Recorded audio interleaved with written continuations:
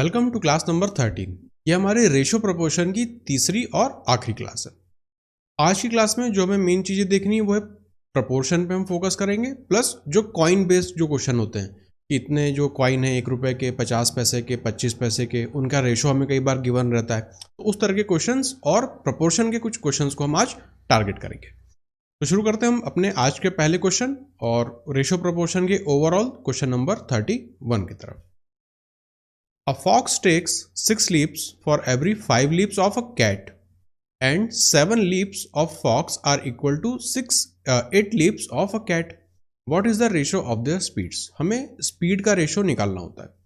अब यहाँ पे दो चीज़ें हैं। पहली तो हमें दिया है कि कितने नंबर ऑफ लीप्स ले रहे हैं। तो अगर फॉक्स जो है वो 6 लीप लेता है तो जो कैट है वो 5 लीप लेती है। तो इसका हम रेशो निकाल लेंगे स्पीड का। अब रेशो निकालने के लिए हम क्या लिखेंगे? फॉक्स का रेशियो हम निकालेंगे कैट की स्पीड से। ठीक है, तो जो पहली इंफॉर्मेशन यहाँ पे दी है कि जब फॉक्स 6 लीप लेता है तब कैट 5 लीप लेती है। तो फॉक्स के लिए हम लिखेंगे यहाँ पे 6, कैट के लिए हम लिखेंगे यहाँ पे 5। नेक्स्ट डेटा है आपके पास 7 leaps of fox are equal to 8 leaps of cat. अब यहाँ पे जो एक एक लीप है ना, एक जो छलांग है उसमें कितना डिस्टेंस कवर हो रहा है ये हमें बेसिकली यहाँ पे निकालना रहता है। अब इसे निकालने का तरीका क्या रहता है? 7 लीप्स और यहां पर 8 लीप्स, इसका हम एलसीएम ले लेते हैं। तो 7 8 जा 56। ठीक है, अब फॉक्स के लिए हम क्या करेंगे? 7 से डिवाइड कर देंगे तो ये हमें देगा 8। यहां पे कैट के लिए हम क्या करेंगे? इसे 8 से डिवाइड करेंगे तो ये हमें मिलेगा 7। ये है फॉक्स के लिए, ये है कैट के लिए। तो यही रेशो हम यहां पर मल्टीप्लाई कर देंगे। फॉक्स वाले में हम मल्टीप्लाई करेंगे 8 को और कैट वाले में हम मल्टीप्लाई करेंगे 7 को। बस अब इसका हम रेशो ले लेंगे। तो 6 8 जा 48, 7 5 जा 35। कुछ भी कॉमन नहीं है यहाँ पे तो हम कुछ काट नहीं पाएंगे, यही हमारा रेशो हो जाएगा। तो आंसर हो जाएगा ऑप्शन नंबर सी। अब यहाँ पे हमारे पास दो चीज़ें थी, एक तो फॉक्स था, एक कैट था। मान लेते हैं अगर तीसरी भी हमारे पास कोई एक जानवर होता, अगर यहाँ पे माउस भी होता, तब हम क्या करते? अगेन कोई चेंज नहीं होता वहाँ पे। यहाँ पे हमें लीप्स का नंबर दिया रहता, जैसे यहाँ पर 6 और 5 दिया है। मान लीजिए माउस के लिए हमें 3 दे देते तो हम यहाँ पे 6 5 और 3 एज इट इज लिख लेते। फिर 6 leaps of fox are equal to 8 leaps of cat. ये जो कितने उसकी छलांग है वो उनको हमें बराबर करना है। तो बराबर करने के लिए मतलब हमें कितने लीप्स हैं उनकी डिस्टेंस में हमें यहाँ पे काम करना पड़ेगा। तो मान लेते हैं कि टोटल डिस्टेंस जो है वो 56 है। कुछ भी आप मीटर मान लीजिए कि 56 मीटर है। और 7 लीप में फॉक्स कितना कवर करेगा? एक लीप के हिसाब से 8, और कैट की एक लीप 7 के बराबर हो जाएगी। तो बस उसी को हम यहाँ पे मल्टीप्लाई कर देते हैं। Next question number 32। A person has a total of ₹135 in 1 rupee 50 paise and 25 paise coins. The number of 3 types of coins are in ratio. Number of coins का हमें यहाँ पे रेशो दिया हुआ है। क्या रेशो है? 1:3:5। हाउ मैनी 50 पैसे coins has the person got. अब यहाँ पे जो रेशो हमें दिया है वो क्या है? The number of 3 types of coins. Number की टर्म्स में हमें रेशो दिया है तो ये है नंबर, और हमें यहाँ पे टोटल वैल्यू दी है। तो सबसे पहले क्या करेंगे? हम वैल्यू की टर्म्स में इसे चेंज करना चाहेंगे। तो अगर मैं वैल्यू की टर्म्स में लिखूं, अब निकालना किसके लिए हमें? 50 पैसे के लिए। और यहाँ पे वैल्यू कितने दी में कितने वैल्यू क्या दी है हमें? 135 रुपीज़। तो हम क्या करते हैं? इस नंबर को कन्वर्ट करेंगे वैल्यू में। तो नंबर यहाँ पे ये पहला है हमारा 1 रुपये का कॉइन, 50 पैसे का कॉइन और 25 पैसे का कॉइन। तो 1 रुपये का अगर एक कॉइन है तो उसकी वैल्यू क्या हुई? 1। हम ये सारी वैल्यू रुपीज़ के टर्म्स में निकाल रहे हैं। क्यों? क्योंकि हमें जो यहाँ पर वैल्यू है वो भी रुपीज़ के टर्म्स में दी है। अब 3 सिक्के हैं यहाँ पे 50-50 पैसे के। ठीक है, तो इनकी वैल्यू कितनी होगी? 3/2। ये हमारा अब रुपीज़ में कन्वर्ट हो गया। उसी तरह से 5 है हमारे सिक्के कितने? 25-25 पैसे के, है ना। तो इनकी वैल्यू एक मतलब 1 रुपये के हिसाब से कितनी हो जाएगी? इसे हम 4 से डिवाइड कर देंगे तो ये हमारी वैल्यू आ गई। अब इस रेशो को हम सिंप्लीफाई कर लेते हैं। 4 से अगर सारे रेशो को मल्टीप्लाई कर दें तो हमें वैल्यू मिलेगी 4, 6 और 5। ये हमें मिल गई वैल्यू के टर्म्स में रेशो। हमें नंबर का टर्म दिया था, नंबर का रेशो दिया था, हमने उससे वैल्यूज की रेशो निकाल ली। अब यहां पे हम क्या करेंगे, इसका सम करेंगे। 4 और 6 10 और 15, तो 15 करस्पॉन्ड करेगा किसको, 135 को। 135 एक करस्पॉन्ड करेगा, ये 9 टाइम्स जाता है 9 को। हमें निकालना किसके लिए, हाउ मैनी, 50 पैसा। 50 पैसा यहाँ पर कितना है, 6 की वैल्यू दे रहा है, तो 6 की वैल्यू में कितना हो जाएगा, 6 9 जा 54। अभी जो 54 आया है ये क्या है, ये अभी तक हम यहाँ वैल्यू में काम कर रहे थे, तो 54 वैल्यू है। तो अगर 54 रुपए हैं तो उसमें 50 पैसे के कितने सिक्के होंगे, हमें 2 से मल्टीप्लाई करना पड़ेगा। तो 54 इंटू 2 108, हमारा आंसर हो जाएगा ऑप्शन नंबर बी। तो जो इस तरह के सिक्के वाले जो सवाल होते हैं इसमें दो वैरायटी होती है, एक में जब आपको नंबर का रेशो दिया रहता है, दूसरे में जब आपको वैल्यू का रेशो दिया रहता है। वैल्यू वाला हम आगे क्वेश्चन देखेंगे, अभी ये नंबर वाला क्वेश्चन था। तो सबसे पहले हम क्या करते हैं, नंबर को वैल्यू में कन्वर्ट करते हैं। हमने यहाँ पे काम किया, सबको रुपए में कन्वर्ट कर दिया। 1 रुपया था तो वो 1 ही रुपये देगा। 3 थे हमारे 50-50 के सिक्के, 50-50 पैसे के सिक्के, तो वो हमें 1.5 रुपये देंगे। फिर 5 सिक्के थे हमारे पास 25-25 पैसे के, तो उसे हमने रुपए में कन्वर्ट करने के लिए 4 से डिवाइड कर दिया। तो ये हमारा वैल्यू में रेशो आया। इस वैल्यू की जो ये रेशो टर्म में वैल्यू है, इस रेशो टर्म को हम एब्सोल्यूट टर्म से कंपेयर कर देते हैं, यूनिटरी मेथड लगा के जो भी निकालना होता है वो निकाल लेते हैं, है ना। Next question, 465 coins consist of 1 rupee, 50 paise and 25 paise coins, their values are in ratio 5:3:1। अब यहां पे हमें वैल्यू दे दिए, वैल्यू का रेशो हमें क्या दिया है, 5:3:1। और यहाँ पे जो ओवरऑल नंबर दिया है वो क्या है, कॉइन्स के टर्म्स में, मतलब नंबर ऑफ कॉइन्स के टर्म्स में। तो ऑब्वियसली यहाँ पे हमें क्या निकालना पड़ेगा, नंबर का रेशो निकालना पड़ेगा कि उन कॉइन्स में 1 रुपये, 50 पैसे, 25 पैसों की जो कॉइन है, जो सिक्के हैं, उनमें उनके नंबर का रेशो क्या है ना। अगेन यहाँ पे हम जैसे ऊपर इस वाले क्वेश्चन में हमने नंबर से वैल्यू में कन्वर्ट किया था, अब यहाँ से हम वैल्यू से नंबर में कन्वर्ट कर लेंगे। अब चाहें तो इसे हम मान लेते हैं कि 1-1 रुपए के सिक्के के हिसाब से वैल्यू में कन्वर्ट कर लेते हैं। तो वैल्यू है 5, 5 रुपए में 1-1 रुपए का कितने सिक्के आएंगे, 5। फिर वैल्यू है 3। अब ये जो वैल्यू है हम इसे एज्यूम कर रहे हैं कि ये रुपीज में, ठीक है। उस हिसाब से 5 रुपए में 1-1 रुपए के कितने, 5 सिक्के होंगे। 3 रुपए में 50-50 के कितने सिक्के होंगे, हमें डबल करना पड़ेगा, तो ये होगा 3 इंटू 2 6। और 1 रुपए में 25 पैसे के कितने सिक्के होंगे, 4, है ना। 4 25 पैसे के सिक्के हमें 1 रुपया देंगे, 6 50 पैसे के सिक्के हमें 3 रुपये देंगे, 5 1-1 रुपए के सिक्के हमें 5 रुपये देंगे। तो ये वैल्यू की टर्म्स में हमें रेशो दिया था, हमने उसका नंबर के टर्म्स में रेशो निकाल लिया। क्यों, क्योंकि यहाँ पे जो हमें गिवन है वो टोटल नंबर के टर्म्स में हमें कॉइन्स गिवन है। बस जैसा हमने लास्ट क्वेश्चन में किया था वही अब हम यहाँ पर भी कर देंगे। इन रेशियोज को अगर हम ऐड करें तो ये भी हमें देगा 15। तो 15 नंबर ऑफ कॉइन्स किसे करस्पॉन्ड कर रहे हैं, 465 को। एक की वैल्यू अगर हम निकालें तो ये जाएगा 3 टाइम्स से 45, एक कैरी ओवर जाएगा, 15 बचेगा तो 1। एक करस्पॉन्ड कर रहा है 31 को। हमसे क्या पूछा है, find the number of 1 rupee coin. Number of coins कितने हैं यहाँ पे, 1 रुपी के 5, तो 5 करस्पॉन्ड करेगा, इसे 5 से मल्टीप्लाई कर देंगे, 5 1 5। ऑप्शन नंबर डी हमारा आंसर हो जाएगा। तो ये कॉइन बेस के जो दो तरीके आते हैं वो दोनों मैंने आपको बता दिए। एक में वैल्यू गिवन रहती है, उससे हम नंबर निकालते हैं। दूसरे टाइप में नंबर गिवन रहता है, उससे हम वैल्यू निकालते हैं, ठीक है। तो क्वेश्चन नंबर 32 और 33 ये दोनों वेराइटी हमने यहाँ पे कवर कर ली है।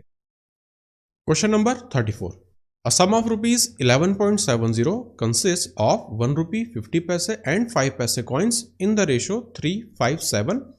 Find the number of 1 rupee coins. अब यहाँ पे 3:5:7 जो है ये हमें नंबर की टर्म में दिया हुआ है। तो नंबर ऑफ कॉइन्स का जो रेशो है वो है 3, 5 और 7। 3 जो है वो करस्पॉन्ड करेगा 1 रुपये को, 5 50 पैसे को और 7 5 पैसे के। अब हमें यहाँ पे वैल्यू दी है तो हम क्या करेंगे, इस नंबर को वैल्यू में कन्वर्ट करेंगे। तो वैल्यू की टर्म्स में 3 रुपये जो हैं इन्हें हम रुपीज़ में रखेंगे। तो 3 कॉइन है अगर 1-1 रुपये के तो उसकी वैल्यू हो जाएगी 3 रुपये। 5 कॉइन है अगर 50-50 पैसे के तो उसकी वैल्यू हो जाएगी 2 और 7 कॉइन है, अगर 5-5 पैसे के तो उसकी वैल्यू हो जाएगी, यहाँ हमें 20 से डिवाइड करना पड़ेगा। अब इस रेशियो को अगर हम पहले सिंप्लीफाई कर लेते हैं, 20 से मल्टीप्लाई कर देते हैं, यहाँ पे हो जाएगा 60, यहाँ पे 10 से हमें मिलेगा 50 और यहाँ रहेगा 7। अब इसको अगर हम टोटल ऐड कर दें, 60 और 50 110 और 7 117। 117 करस्पॉन्ड किसे करेगा? 11.70 11.70 को। तो क्लियरली हमें दिख रहा है 1 करस्पॉन्ड करेगा 0.1 को। हमें निकालना किसके लिए है? Number of 1 rupee coins.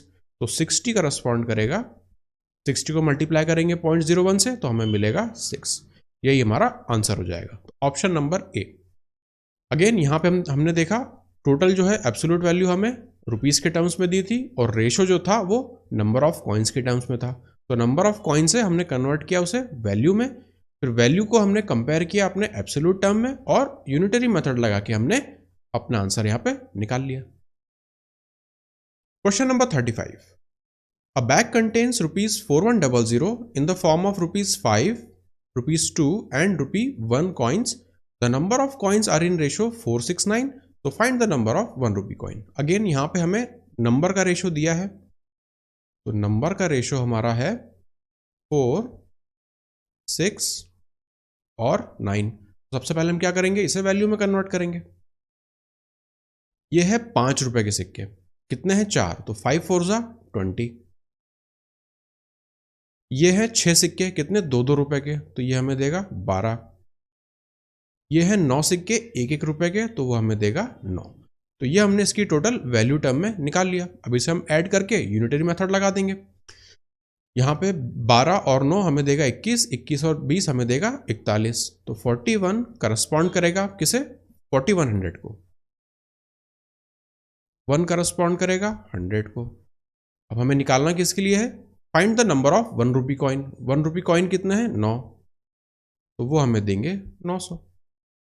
900 हमारा आंसर हो जाएगा। ठीक है, तो अब होपफुली अब आपको कॉइन्स के क्वेश्चन में कोई प्रॉब्लम नहीं आएगी।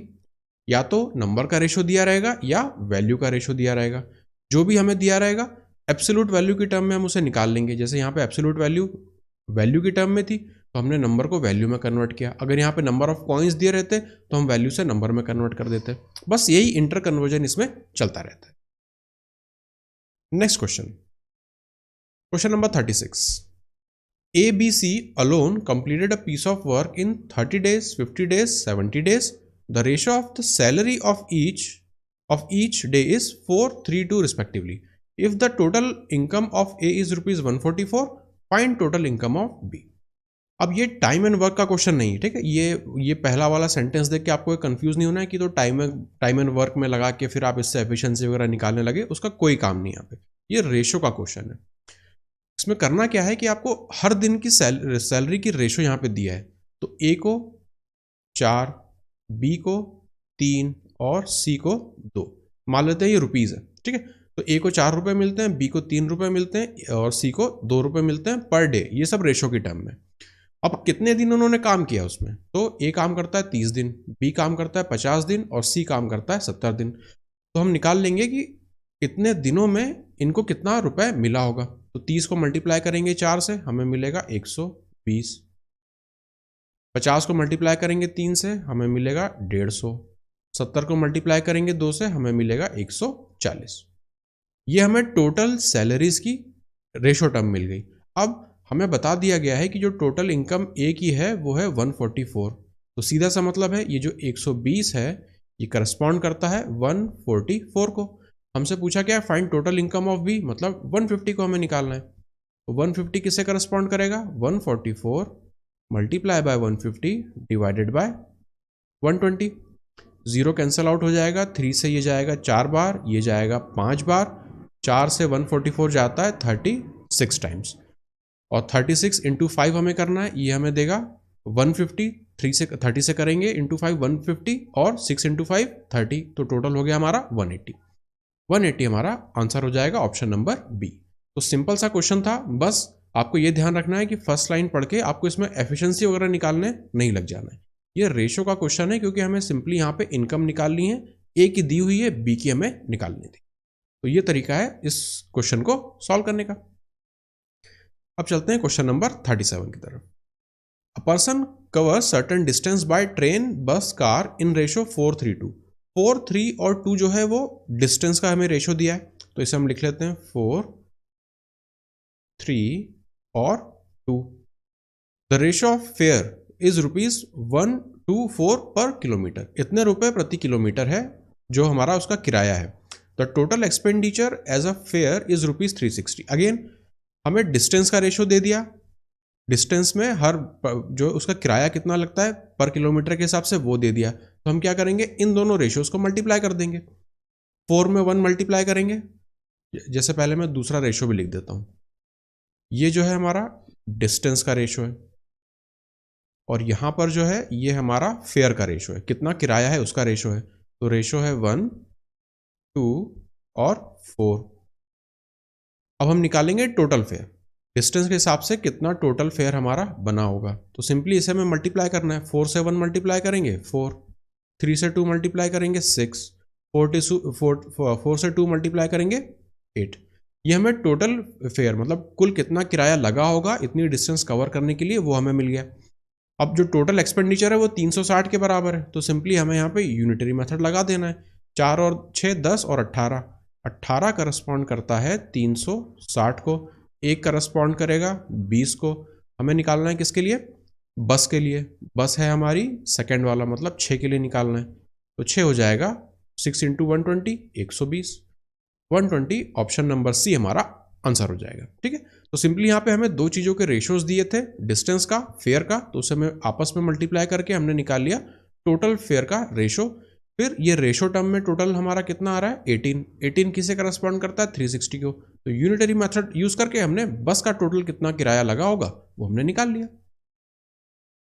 Question number 38। The piece of silver is directly proportional to square of its weight. A person broke down the silver in the ratio 3:2:1 and faces a loss of ₹4730. Find the initial price of silver. ये important question है।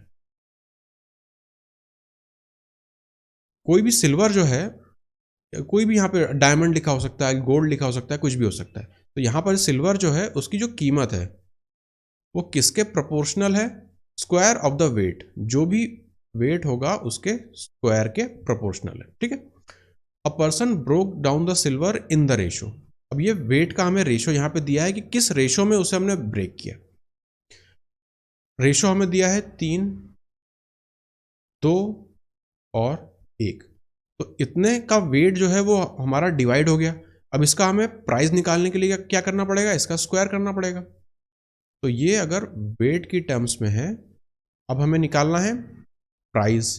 तो price के लिए हमें पता है wait का हमें स्क्वायर करना है, तो 3 3 ज़ा 9, 2 2 ज़ा 4, 1 × 1 1। ये हुआ उसका प्राइस का रेशो। अब यहाँ पे अगर टोटल यहाँ पे अगर इसका हम वेट करें तो वो कितना आएगा, यहाँ पे 6, मतलब 6 किलो का हमारा जो भी सिल्वर का पीस था वो ओरिजिनली रहा होगा। 3 हिस्सों में ब्रेक करके 3 किलो, 2 किलो और 1 किलो का वो हो गया। अब प्राइस जो है वो उनके स्क्वायर के हिसाब से चलता है। तो 3 किलो वाले का जो प्राइस है वो 9 हो जाएगा, 2 किलो वाले का 4 हो जाएगा, 1 किलो वाले का 1 रहेगा। तो टोटल था इनिशियल जो हमारा सिल्वर था बिना जो टूटने के पहले जो था उसका टोटल 6 किलो वजन था। तो इसके हिसाब से उसका इनिशियल प्राइस क्या रहा होगा, 6 का हम स्क्वायर कर देंगे। तो इनिशियल प्राइस जो उसका होगा 6 6 ज़ा 36 रहा होगा। अब यहाँ पे अगर हम देखें इन 3 हिस्सों की कीमत, कुल कीमत कितनी है, 9 में 1 जोड़ेंगे 10 और यहाँ पे 1 4 14। और जो इनिशियल जो वैल्यू थी, जो शुरुआती कीमत थी वो थी 36, नई कीमत जो है वो है 14। तो हमें यहाँ पे लॉस होता साफ साफ दिख रहा है।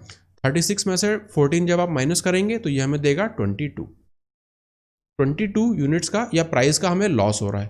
तो 22 यूनिट्स किसे करस्पॉन्ड करेगी, 4730 को। हमें निकालना किसके लिए, फाइंड द इनिशियल प्राइस। तो इनिशियल प्राइस क्या होगा 36 किससे करस्पॉन्ड करेगा, हम सिंपली यहाँ पे यूनिटरी मेथड लगा देंगे। 4730 डिवाइडेड बाय 22 मल्टीप्लाई बाय 36। ये 11 से होगा तो 11 2 टाइम्स, 11 से जाएगा 4 टाइम्स, ठीक है 44, फिर जाएगा 3 टाइम्स और फिर 0। 2 से हम इसे काट देते हैं, ये जीरो वाली टर्म नहीं काट रहा हूँ क्योंकि मल्टीप्लाई करने में जीरो हमें आसानी कर देगा, तो इसे हम बना देते हैं 18। अब हमें 430 को मल्टीप्लाई करना है 18 से, तो हम सिंपली क्या करते हैं 43 को 18 से मल्टीप्लाई कर देते हैं। दो डिजिट के दो नंबर्स का मल्टीप्लिकेशन हम ऑलरेडी सीख चुके हैं, तो यहाँ पे हमें 43 को मल्टीप्लाई करना है 18 से। 4 को 1 से लेंगे तो 0 4 8 3 ज़ा 24, 3 और 1 0 3 8 4 ज़ा 32। सम कर देंगे तो 4, यहाँ पे मिलेगा 7, यहाँ पे मिलेगा 7 और एक 0 ऑलरेडी था, तो 7 7 4 0। ऑप्शन नंबर बी हमारा आंसर हो जाएगा। ठीक है, तो ये इंपॉर्टेंट क्वेश्चन है, ऐसा हमें दिखता है, ये आपको कैसे करना है ये पता होना चाहिए कि ये प्रोपोर्शनल का क्या मतलब है। सिंपली प्राइस जो है वो प्रोपोर्शनल है हमारे वेट के स्क्वायर से। इनिशियल वेट अगर 6 किलो था तो उसे हमने 3 हिस्सों में बांट दिया, 3, 2 और 1 किलो के हिसाब से। अब जो प्राइस है वो तो इस किलो के हिसाब से ही होगी, तो 3 का बन गया 9, 2 का 4, 1 का 1 और 6 का जो वैल्यू थी प्राइस वो होगी 36। बस डिफरेंस निकाल के यूनिटरी मेथड लगाया और इनिशियल प्राइस हमने निकाल लिया। Question number 39, the ratio of copper and tin in a 63 kg alloy is 4:3. Some amount of copper is extracted from the alloy and the ratio becomes 10:9. How much copper is extracted? अब यहाँ पे आप देखेंगे copper और tin का ये mixture है, इस मिक्सचर में से आपने कॉपर को हटाया है, टिन को कहीं पर भी आपने नहीं हटाया है ना, और यहाँ पे आपको दो रेशो भी दे दिए गए हैं। इन्हीं दो चीज़ों का हम यहाँ पे यूज़ करेंगे कि जब टिन नहीं हटाया है तो टिन का जो एक्चुअल वेट होगा वो तो एज इट इज सेम रहने वाला है। अब हम क्या करते हैं, इसको करने के 2-3 तरीके हो सकते हैं। जो सबसे फास्ट तरीका है वो है, सबसे पहले इनिशियल रेशो हम लिखेंगे, क्या था 4 और 3। बाद का रेशो क्या हो गया 10 और 9। अब यहाँ पे हमें पता है कि टिन की जो वैल्यू थी वो चेंज नहीं होनी है, जितना केजी था उतना ही रहना चाहिए। अब यहाँ पे 3 यूनिट है, यहाँ पे 9 यूनिट है, तो हम क्या करेंगे रेशो मैनिपुलेट करेंगे, इस 3 और इस 9 को 1 हमें बनाना है। तो क्या कर सकते हैं, ऊपर वाले में 3 मल्टीप्लाई कर देंगे, इसमें ऊपर वाले रेशो में हम मल्टीप्लाई करेंगे 3 से, तो जो नया रेशो है वो हो जाएगा 4 3 ज़ा 12, यहाँ पे 9, नीचे वाला रेशो एज इट इज रहेगा 10:9। अब आप देखेंगे ये जो टिन वाला पार्ट है ये हमारा एग्जैक्टली सेम हो गया। ठीक है, और यहाँ पे जो डिफरेंस आ रहा है ये किस में आ रहा है, कॉपर में आ रहा है। तो 2 यूनिट का कॉपर जो है यहाँ पे कम हुआ है, और यहाँ पर भी हमने कुछ ना कुछ कॉपर हटाया है। बस इतना सा हिंट हमें मिल गया, हम इसमें अब लगा देंगे यूनिटरी मेथड को। कैसे, इनिशियल जो था वो 63 kg था, मतलब 12 + 9 ये हमें देगा 21, तो 21 करस्पॉन्ड्स टू 63, 1 करस्पॉन्ड्स टू ये हो जाएगा 3। अब हमें यहाँ पे कॉपर में चेंज कितना आया, यहाँ पे आया 2 यूनिट का, तो 2 यूनिट किससे करस्पॉन्ड करेगा, 3 × 2 6, यही हमारा आंसर हो जाएगा। ऑप्शन नंबर सी हमारा आंसर हो गया। ठीक है, तो इसे करने के दूसरे तरीके भी हो सकते हैं, उन तरीकों में भी कोई प्रॉब्लम नहीं है, लेकिन ये सबसे तेज तरीका है। आप देखिए कितनी कम वैल्यूज हमें लिखनी पड़ रही है ना। इसे भी जब आप एग्जाम में सॉल्व करेंगे प्रैक्टिस के साथ, तो इसमें से 3-4 स्टेप्स तो कम से कम आप और कम अपने आप कर देंगे, तो ये within under 15 to 20 seconds question आराम से ही बन जाएगा। Question number 40, the income of A and B are in ratio 5:3, the expenses of A B C are in ratio 8:5. If C spends ₹2000 and B saves ₹700, then A यहाँ पर कितना पैसा बचाता होगा। अब यहाँ पे A B C 3 लोगों की बात हो रही है, तो इस तरह की जो इनकम और एक्सपेंडिचर वाले क्वेश्चन थे हम पिछली क्लास में देख चुके हैं, तो ये करने में अब आपको प्रॉब्लम नहीं आनी चाहिए। सिंपली यहाँ पर रेशोज में और एब्सोल्यूट वैल्यूज में हमें यूनिटरी मेथड लगाते रहना होता है। 3 लोग हैं A, B और C। ठीक है, अब यहाँ लिख लेते हैं इनकम, यहाँ पे लिख लेते हैं एक्सपेंडिचर। अब हमें क्या क्या दिया हुआ है, इनकम जो है ए और बी का 5:3 के रेशो में, तो यहाँ पर हम लिख लेते हैं 5, यहाँ हम लिख लेते हैं 3, और हमें रेशो कुछ दिया है एक्सपेंसेस मतलब एक्सपेंडिचर का रेशो दिया है 8:5:2, यहाँ हम लिख लेंगे 8, 5 और 2। सी का इनकम का रेशो हमें नहीं दिया है। ठीक है, अब सी स्पेंड्स ₹2000, यहाँ से हमें सीधी सीधी हिंट मिल गई। एक्सपेंडिचर यहाँ पे 2 यूनिट था, ये 2 यूनिट किसे करस्पॉन्ड कर रहा है, 2000 को। 2 यूनिट करस्पॉन्ड कर रहा है 2000 को, तो 1 यूनिट किससे करस्पॉन्ड करेगा, 1000 को, है ना। तो अगर मैं इसे एब्सोल्यूट वैल्यू की टर्म में लिखना चाहूँ तो ये 2 क्या हो जाएगा 2000, 5 क्या हो जाएगा 5000, 8 क्या हो जाएगा 8000। ये अब एब्सोल्यूट टर्म्स में हो गया। दूसरी हमें हिंट दी है कि बी जो है वो 700 रुपये बचा लेता है। अब एक्सपेंडिचर 5000 था, अगर 7 रुपये बचाता है तो टोटल कमाता कितने होगा 5000 में हम 700 और जोड़ देंगे तो वो हमें मिलेगा 5700। तो इनकम जो 3 है, 3 किसे करस्पॉन्ड कर रहा है 5700 को, 1 किसे करस्पॉन्ड करेगा ये होता है 1900। ठीक है, तो 5700 मतलब बी की जो यहाँ पे इनकम थी वो हमें मिल गई। तो अगर मैं चाहूँ तो इसे मिटा के अब इसकी जगह लिख देता हूँ एक्चुअल वैल्यू को। ये हम सिर्फ समझाने के लिए लिख रहे हैं, लिखने की एक्चुअल जरूरत है नहीं। 5700, ठीक है, 3 करस्पॉन्ड करता है 5700 को।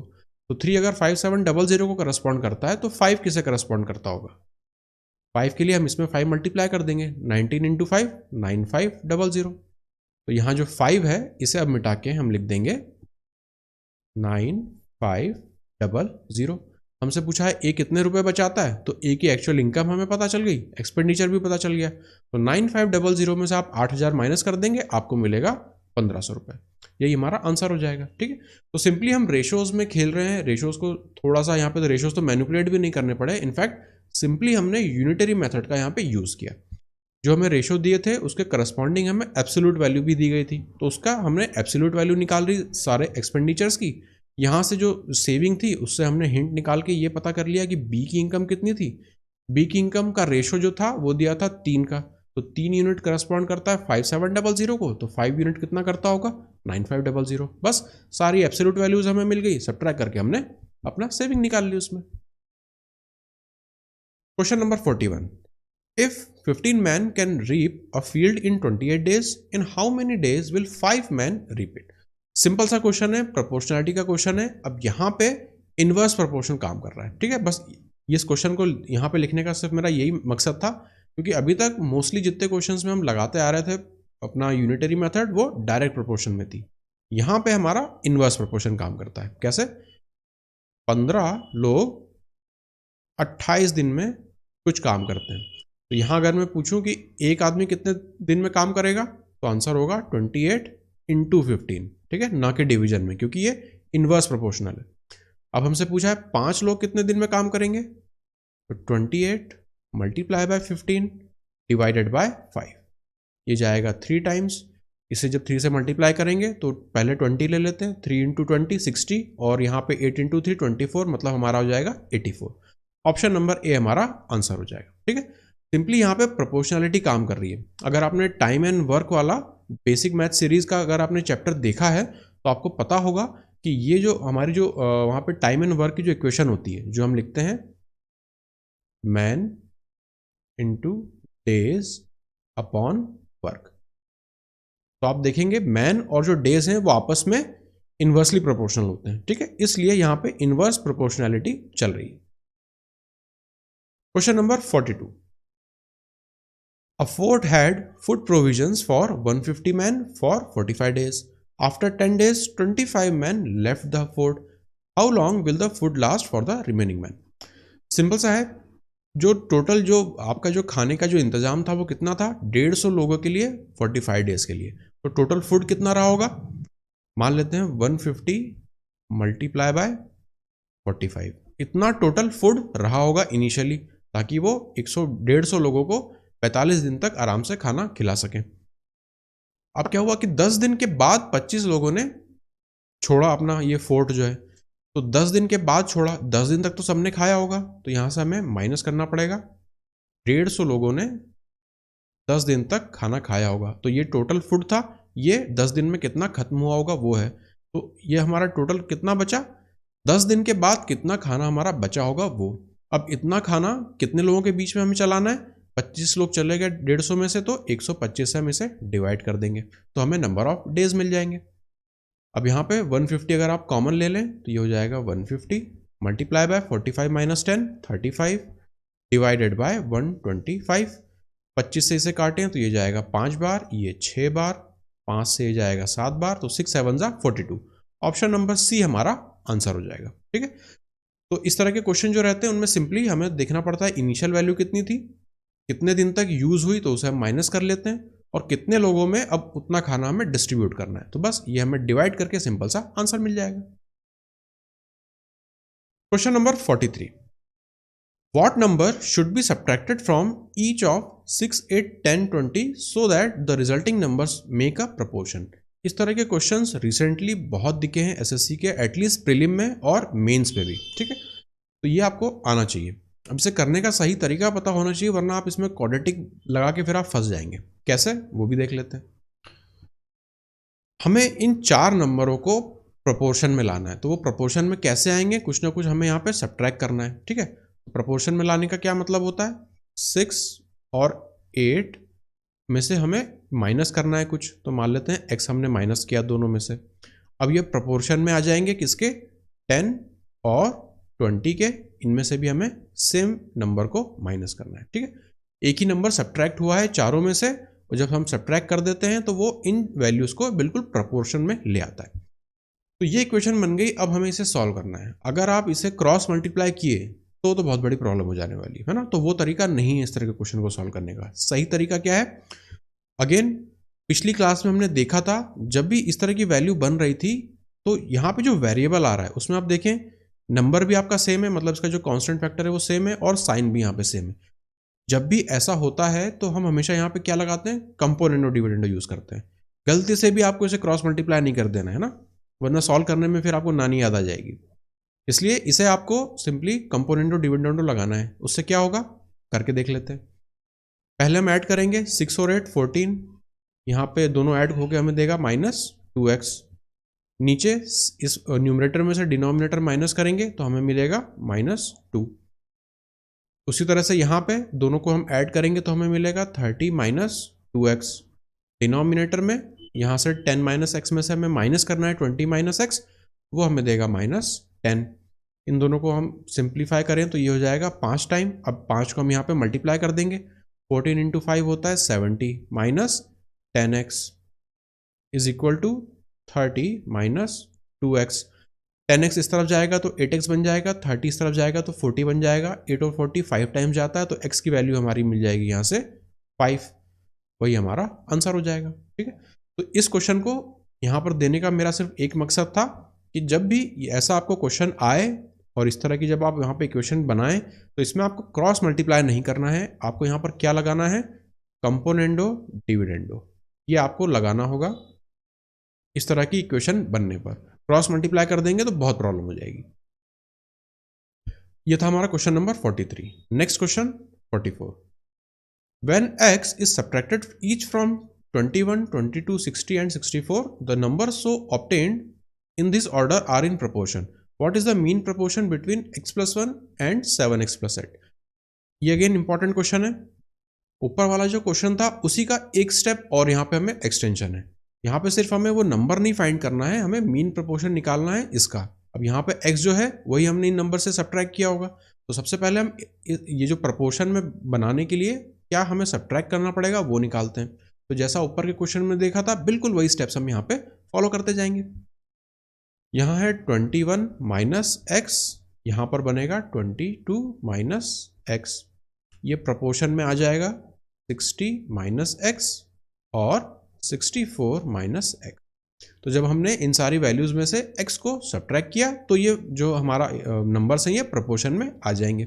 अगेन ये हमारी इक्वेशन बन गई। हमें पता है इसे कैसे सॉल्व करना है, कंपोनेंडो डिविडेंडो लगाकर। तो 21 और 22 को आप ऐड करेंगे, ये आपको देगा 43। यहाँ पर हमें मिलेगा -2x। डिवीजन में हमें क्या मिलेगा, ये 21 और 22 है तो -1। उसी तरह से यहाँ पर 60 और 64 को ऐड करेंगे 124। यहाँ पर हमें मिलेगा -2x, और डिवीजन में 60 में से 64 माइनस करेंगे तो -4। माइनस माइनस साइन दोनों साइड से कट जाएगी, 4 को हम उस तरफ मल्टीप्लाई कर देंगे। 4 3 12, 4 4 16, 172 minus 8x is equal to 124 minus 2x। अब इसे हम सिंप्लीफाई करेंगे, यहाँ 8x इस तरफ जाएगा तो वो हमें देगा 6x, और इस तरफ कितना हो जाएगा, 12 में से 4 गया 8, ये 4 और 2 5, एक कैरी गया था तो 4। ये जाएगा 8 टाइम, 6 8 48, तो x की वैल्यू हमारी आ गई 8। ठीक है, x हमें मिल गया। अब हमें निकालना क्या है, मीन प्रोपोर्शन निकालना है इन दोनों का। तो मीन प्रोपोर्शन निकालना आपको अच्छी तरह से आता है। बेसिकली ये नंबर क्या हो जाएगा, 8 की जगह हम सब्सटीट्यूट करें, x की जगह हम सब्सटीट्यूट करेंगे 8 को, तो जो पहला नंबर है ये बन गया हमारा 9। ये वाला नंबर कितना बन जाएगा, 7 8 56, और उसमें ऐड करेंगे हम तो वो बन जाएगा 64। इन दोनों नंबर्स का मीन प्रोपोर्शन हम कैसे निकालते हैं, इनका अंडर रूट ले लेते हैं। अंडर रूट 9 इंटू 64, ये हमें देगा 93, और यहाँ से हमें मिलेगा 8, तो 8 3 24, ऑप्शन नंबर बी हमारा आंसर हो जाएगा। ठीक है, तो ये अच्छा क्वेश्चन है, इंपॉर्टेंट क्वेश्चन है। बिल्कुल ऐसे ही एग्जैक्ट क्वेश्चंस एसएससी पूछ रहा है लगभग पिछले 2 साल से। ठीक है, तो ये आपको आना चाहिए।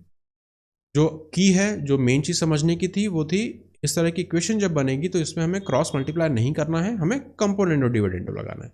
बाकी मीन प्रोपोर्शन का मतलब तो आपको ऑलरेडी पता है, हम बेसिक वाली क्लास में इसे ऑलरेडी कवर कर चुके हैं।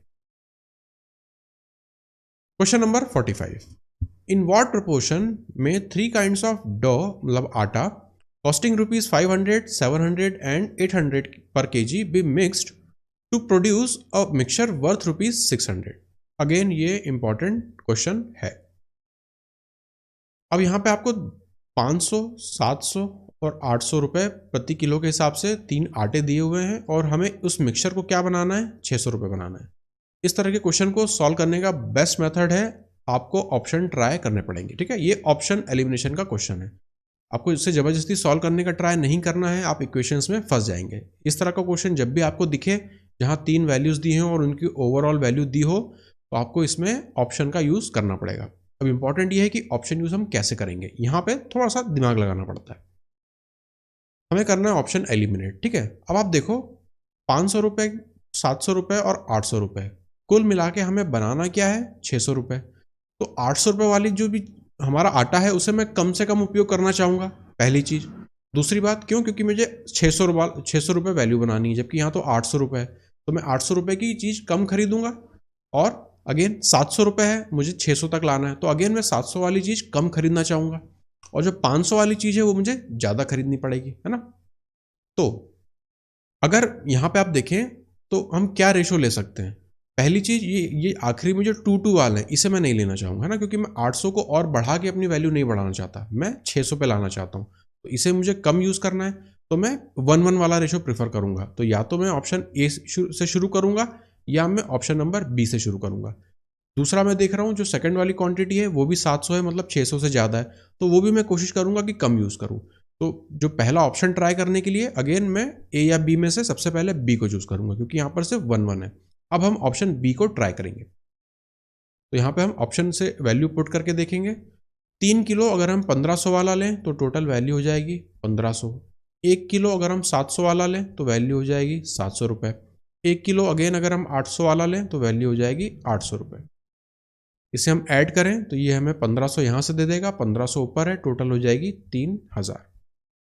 3000 रुपये हो गए। अब इसे हमें डिवाइड करना है कि कितने किलो से, तो यहाँ पर 3 किलो, इसका 1 किलो और इसका 1 किलो, टोटल हो गया हमारा 5 किलो। तो इसे हम 5 से डिवाइड करेंगे तो ये हमें दे देगा 600। ऑप्शन बी हमारा आंसर हो जाएगा डायरेक्ट। अगर ऑप्शन बी नहीं होता तो फिर हम ऑप्शन नंबर ए को ट्राई करते हैं। तो ये तरीका है इस तरह के क्वेश्चन को सॉल्व करने का। ठीक है, जबरदस्ती की आपको इनमें इक्वेशन नहीं बनानी है। आपको याद रखना होगा कि जब भी आपको इस तरह के 3 वैल्यू वाले क्वेश्चन मिले जिनमें आपको एक फाइनल वैल्यू मिल रही हो, आपको ऑप्शन से इस क्वेश्चन को बनाना है। अब ऑप्शन हम किस तरह से एलिमिनेट करेंगे वो भी मैंने आपको जनरल आइडिया दिया है ना। उस जनरल आइडिया को यूज करके आप इस तरह के क्वेश्चंस को बनाइए। तो ये था हमारा आज का लास्ट क्वेश्चन। तो हमने रेशो प्रपोर्शन को देखा, उसमें हमने 3 क्लासेस करी, अलग अलग जो भी टाइप के क्वेश्चंस आ सकते हैं वो सारे क्वेश्चन हम उसमें देख चुके हैं। अब आपको क्या करना है, इन 3 क्वेश्चंस को आपको टेस्ट के फॉर्मेट में वेबसाइट पे जाके प्रैक्टिस करनी है, प्लस बुक में से आपको इस तरह के क्वेश्चंस जहां भी आपको दिखें उन्हें आपको एक साथ सॉल्व कर लेना है। जो भी डाउट हो वो आप अपने वेबसाइट पे या हमारे ग्रुप पे आके पोस्ट कर दीजिए, मैं उसका आंसर आपको दे दूंगा। तो आज की क्लास को हम यहीं पर खत्म करते हैं, मिलते हैं अगली क्लास में।